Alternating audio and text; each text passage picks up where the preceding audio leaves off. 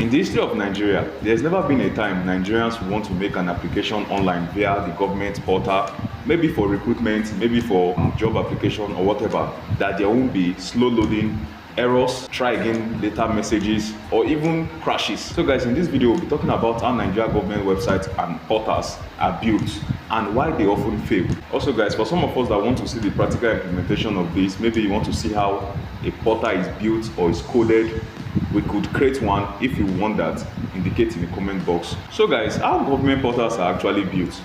So we'll be talking about the basic stack, and most portals have 5 core layers. The first layer is the front end layer, the second layer is the back end layer, the third layer is the database layer, the fourth is the hosting or server layers, then finally we have the integration layer. Okay guys, so for the front end layer, this is what the citizens see.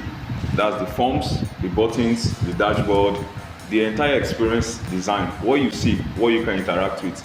And it's usually built with HTML, CSS, with JavaScript. Most times, for people that want to use frameworks, or for developers that use this framework, we have the React tool. Then we also have people who knows how to use Flutter very well. They use it. Some government portals also use Flutter for the front end design. Next is the back end layer.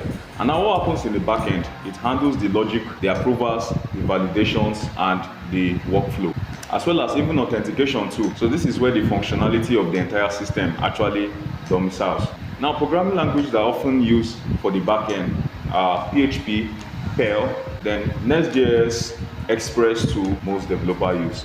Then we have the database, and now this is the section that stores citizen records, the payments, applications. If you upload your files, if you upload your picture, whatever it is. So that's the database section. Now there are a lot of database developers use, but in Nigeria, I would say most people use MySQL. Most people also use Postgres. People also use Firebase too. That's new age developers. But most of the systems I've encountered, they are mostly built with PHP. And so most people like using MySQL or PHP. Most you see are built with PHP or frameworks like Laravel, but still PHP programming language.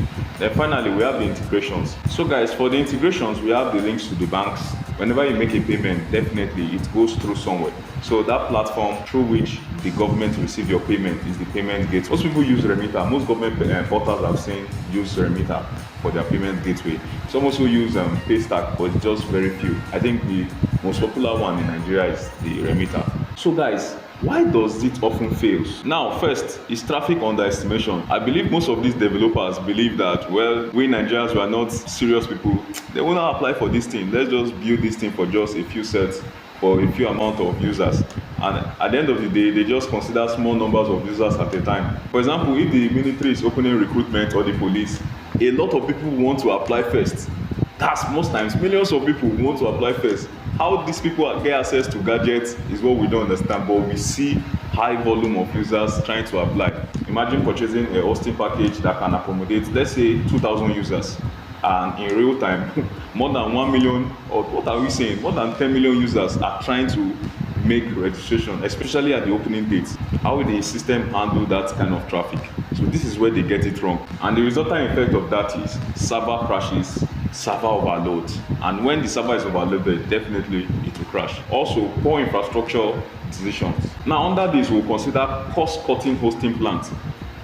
You don't blame these developers at the end of the day, because imagine government allocate, let's say, 20 million naira for the building of a job recruitment portal. Let's say for an agency, you get, and the money has been disbursed. At the end of the day, let's say from 20 million naira, before the money comes to the hands of the developer, let's say it can be as low as 1 million naira or even 500,000 naira.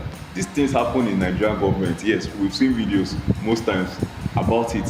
So before this money comes to the people who are going to execute the job, the money is not even enough to even, what will 500,000 naira do? What kind of hosting package will it even buy that will to accommodate, let's say, 20 million Nigerians trying to make applications at the same time? You can see that's because the amount has been cut. Now we also have fragmented government system.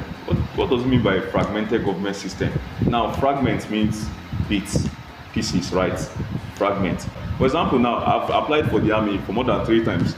If I'm applying for the army, I'm not supposed to make a fresh application. they have my record already, right? So they should just allow me to log in, you get, and get my details, unless I have to update some of my documents, let's say my academic qualifications, whatever. Now, the army has gotten my information, right? Imagine I'm applying for the police. The police should not be asking me now to upload another document, but no, they will also ask you to upload another document. You understand? So what happened to the document that the army, the Nigerian army, has concerning me? Now the police will also be demanding for documents. And at the end of the day, I just keep uploading, keep uploading. There should be like a central database that has the details of every Nigerian that maybe we might have applied before, or once they just pull your name, your NIN, should map and pick every document associated to that number that has been registered before. You understand? When a new agency wants to make a recruitment or application, or is calling for application, Nigerians or citizens are not meant to upload those documents. They should just maybe enter the NIN. Once they enter the NIN, they will see all the documents associated with that identification number. You just have to select the roles. Okay, I want to apply for this and submit. That will be all. Instead of having to upload over and over again. Imagine, let's say 50 million Nigerians trying to upload documents over and over again to one server at the same time.